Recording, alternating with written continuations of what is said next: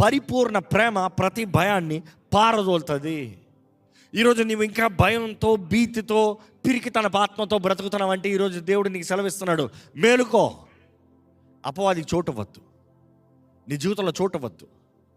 ఓటమి జీవితం కాదు, చేతకాని బ్రతుకు కాదు, పిరికి బ్రతుకు కాదు, అవిశ్వాసపు బ్రతుకు కాదు.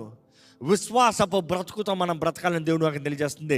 విశ్వాసమే మన ఆయుధం. నమ్మేవారు బిగ్గరగా హల్లెలూయా చెబుతామా? నువ్వు విశ్వాసాన్ని ఎత్తిపెట్టినప్పుడు అపవాదిని పోరాడగలుగుతావండి. నువ్వు సర్వాంగ కవచాన్ని ధరించుకునేటప్పుడు దేవుడు అనుగ్రహించే సర్వాంగ కవచం, నీ అంతటా నువ్వు కాదు, దేవుడు మనకి అనుగ్రహించిన సర్వాంగ కవచాన్ని మనం ధరించుకోవాలని దేవుడు నాకు తెలియజేస్తుంది. దేవుడు మనందరికీ ఒక కవచాన్ని పెట్టాడంట. ఈరోజు నీ కవచం నువ్వు ధరించుకున్నావా? ఆపద్దినమందు శోధన వచ్చినప్పుడు, పోరాటం వచ్చినప్పుడు, అపవాది నీ జీవితంలో ఎక్కడైనా ముందుకెళ్తామన్నప్పుడు, దాడి చేస్తా ఉంటుంది, ధరించుకుంటున్నావా? ఇదిగో